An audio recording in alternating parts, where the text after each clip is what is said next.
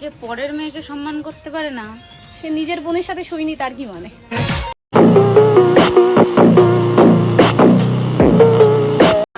আমরা মেয়েরা কখনো ছেলেদের কাছে যাই না, ছেলেরা আসে মেয়েদের কাছে। তাহলে ভাব, তোর কাছে যদি দুটো অপশন থাকে তাহলে আমার কাছে কটা আছে?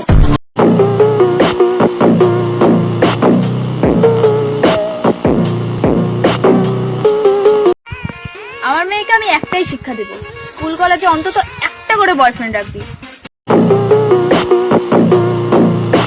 যাতে বাস ভাড়া, নোট এগুলোর খরচ যেন আমাকে চালাতে না হয়।